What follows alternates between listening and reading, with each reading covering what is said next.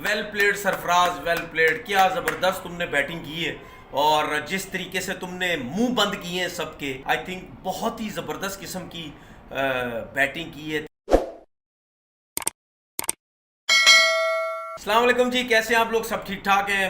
Well played Sarfaraz, well played. क्या ज़बरदस्त तुमने बैटिंग की है और जिस तरीके से तुमने मुंह बंद किए हैं सबके और टेस्ट क्रिकेट में जिस तरह तुम्हारी वापसी हुई है, आई थिंक बहुत ही ज़बरदस्त किस्म की बैटिंग की है। 319 रन जो हैं वो टारगेट मिला था पाकिस्तान को, लेकिन जिस तरीके से सेकेंड इनिंग में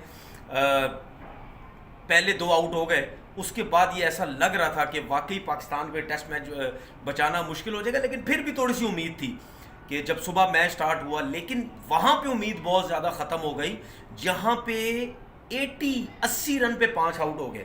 अब मुझे ये बताएं कि 80 रन पे जब 5 आउट हो, कौन सी टीम मैच बचाती है? ये बहुत मुश्किल होता है, चाहे दुनिया का कोई भी बैट्समैन बैटिंग कर रहा हो इस किस्म की पिचेस के ऊपर जहाँ पे बॉल लो रह रहा है, स्लो रह रहा है, ब्रेक हो रहा है, वहाँ पे इतना आसान नहीं है।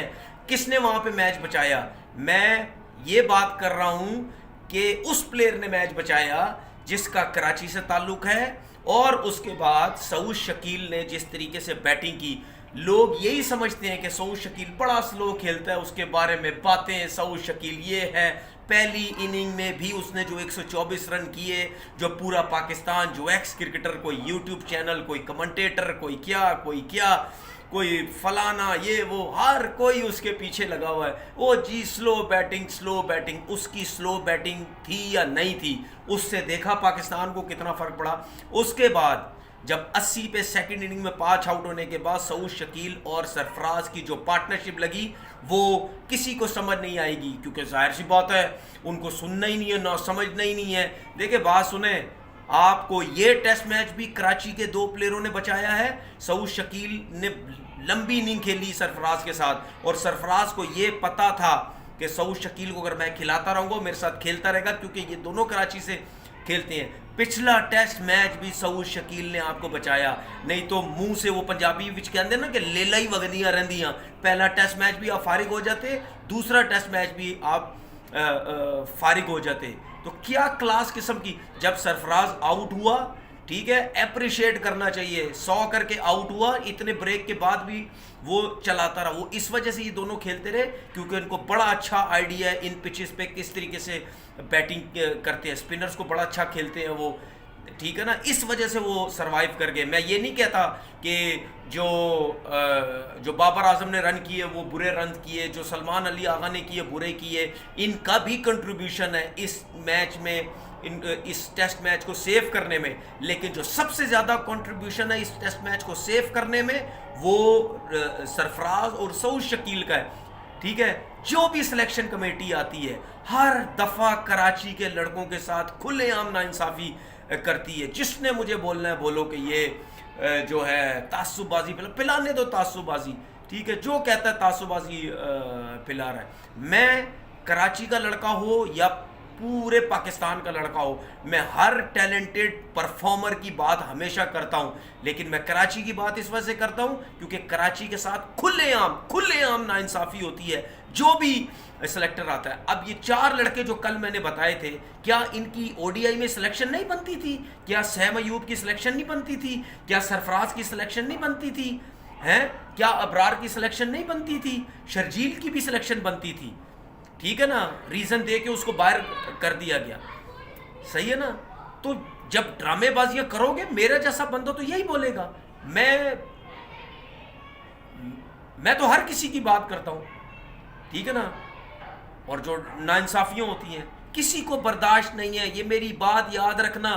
कराची का लड़का जब भी परफॉर्म करेगा, नहीं है इन लोगों को बर्दाश्त, ये मेरी बात लिख लें, ठीक है, नहीं है इन लोगों को बर्दाश्त। और आप सबको पता है आप कि कौन कराची के लिए बात करता है, कौन कराची के लिए नहीं बात करता, किसने बोर्ड में जाना है, किसने बोर्ड के लोगों की साइडें ले लेके क्या बातें करनी है, ये सबको पता है। ये समझने की कोशिश करो। डायरेक्ट तो मुंह पे सब कुछ थोप देते हो कि ये क्या, ये क्या, ये क्या है, लेकिन समझने की कोशिश करो। उसके बाद आपके सिलेक्शन कमेटी कहती है कि जी बाउंसी पिचेस होनी चाहिए। मैं तो काफ़ी दिन 4-5 दिन से खामोश था, मैंने बोला चलो जाने दो, जब मैच ख़त्म हुआ तब बात करूँगा। आपकी सिलेक्शन कमेटी क्या थी? बाउंसी पिचेस पे क्या हमारे प्लेयर ये सर्वाइव कर सकते हैं? जिस किस्म की हमारी टेक्निक है फास्ट बॉलिंग के ऊपर, सर्वाइव कर सकते हैं? हम अपनी कंडीशन हमारी यही है, हम इसी कंडीशन में, इसी डेड पिचेस पे, इसी ब्रेक पिचेस पे, इन्हीं जगहों पे हम सरवाइव कर सकते हैं हमारी बैटिंग लाइनअप। ठीक है, हाँ ये मैं कहता हूँ ज़रूर कि बेहतर पिच किस तरीके से होनी चाहिए। ये जो बॉल जब पिच पे हिट होता है उसके बाद ब्रेक तो होता है, लेकिन वो जब स्लो आता है बहुत ज़्यादा बैट्समैन के पास, वो उस चीज़ को थोड़ा बेहतर करने की ज़रूरत है। आपको बनानी ही स्पिन पिचेस चाहिए। ये जो हमारा गोरा माइंड है, हम गोरे पे चले जाते हैं भाई, वो जो क्रिकेट के, ओ भाई वो इस वजह से तगड़ी क्रिकेट खेलते हैं क्योंकि उनकी कंडीशन डिफरेंट है, उनकी पिचेस तगड़ी है, उनके बल्ले पे बॉल बहुत अच्छे तरीके से आता है, इस वजह से उनके स्ट्राइक रेट भी ज़्यादा है, उनकी एवरेजेस भी ज़्यादा है, उनके पास शॉट्स भी हैं।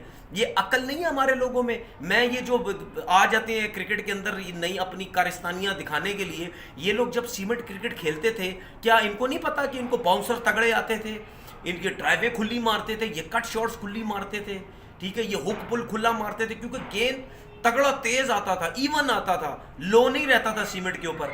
ठीक है, वो इनको फायदा होता था जब ये इंटरनेशनल क्रिकेट में डोमेस्टिक खेलते थे। सही है। हम अब जो हमने दुबई में सारी जिंदगी क्या की है, टेस्ट सीरीज का दुबई में नहीं जीते, इंडिया का क्या बुरा, इंग्लैंड का क्या हमने सीरीज मार के बुरा हाल नहीं किया था। वहां पे क्या था, वहां के क्या फास्ट बॉलर की पिचेस थी, वहां पे बॉल पाकिस्तान से ज्यादा ब्रेक होता था, जिसकी वजह से हम एडवांटेज उठाते थे। उस तरह का ब्रेक पाकिस्तान में नहीं हो रहा, हमें वो लेके आना है। फिर आप देखना कैसे रिजल्ट नहीं आते। ब्रेक कम होता है, बहुत ज़्यादा स्लो बॉल आता है, जिसकी वजह से दूसरे भी सर्वाइव कर जाते हैं। यही टीमें जब पाकिस्तान खेलती थी दुबई के अंदर, यही टीमें क्यों नहीं सर्वाइव कर पाती थी वहाँ पे? क्यों? उनको खेलना नहीं आता था। वहाँ पे बॉल ब्रेक बहुत होता था, जिस तरह इंडिया में है। क्या इंडिया के बाहर की पिचेस ला के उनकी वो जिस कंडीशन को सूट करते, क्या गोरों की कंडीशन हम ला के उनको दे दें? लेके तो आओ, फेंटा मारेंगे फेंटा। देखा ना इंग्लैंड ने क्या किया था आप लोगों को, इन थकी पिचेस पे 7.5 इकोनॉमी पे वो क्रिकेट खेलते रहे, उन्होंने धुंध ना हम लोगों को मार मार के, जिस तरह की आपकी फास्ट बॉलिंग रह गई है। हम अपनी कंडीशन में स्पिनर्स पे ही चल सकते हैं, या शाहीन आ जाए वापस, ठीक है, या कोई ऐसा तगड़ा फास्ट बॉलर हो, ना थके, तगड़े बाउंसर, रिवर्स स्विंग, इस किस्म का कोई करने वाला हो, तब जाके आप सरवाइव करेंगे। अदरवाइज नीचे रह के यही काम करो, सिर्फ पिचेस ऐसे बनाओ जिसमें बॉल ज़्यादा ब्रेक हो, तब जाके आप कर सकते हैं। अब ये कितने इस सीरीज़ के अंदर, न्यूजीलैंड की सीरीज़ के अंदर आप सारे वो आउट देख लो जिनमें बॉल बहुत ज़्यादा ब्रेक हुआ है, उस पर बैट्समैन आउट हुआ है। तो इसका मतलब ब्रेक है ना। दुबई में यही होता था, मुस्तकिल बेसिस पे ब्रेक होता रहता था बॉल, जिसकी वजह से टीमें जल्दी आउट होती थी। सोच समझ है नहीं, आते हैं अपनी आगे बस मार के चले जाते हैं, ठीक है, और करते रहो जितनी नाइंसाफियाँ कराची के लड़कों के साथ करनी है, वो ऐसे ही परफॉर्मेंस देंगे, ठीक है ना। उनको जब भी मौका मिला वो ऐसे ही परफॉर्मेंस देंगे, क्योंकि उनके अंदर भूख है, कराची के लड़कों में भूख है। उनको जब मौका मिलता है वो परफॉर्म करने की कोशिश करते हैं, ठीक है ना। और जो दूसरे खेल रहे हैं, मुझे पता है वो कितना टीम के लिए खेलते हैं और वो कितना अपने लिए खेलते हैं। सही है ना। बहुत मज़ा आया, वेल प्लेड सऊद शकील इस पूरी सीरीज़ के अंदर। और सऊद शकील ने जो लास्ट सीरीज़ इंग्लैंड के ख़िलाफ़ भी जो खेली थी, और वेल प्लेड सरफराज, आपकी वजह से ये टेस्ट मैच ड्रॉ हुआ। अपना बहुत बहुत ख्याल रखिएगा। अल्लाह हाफिज़।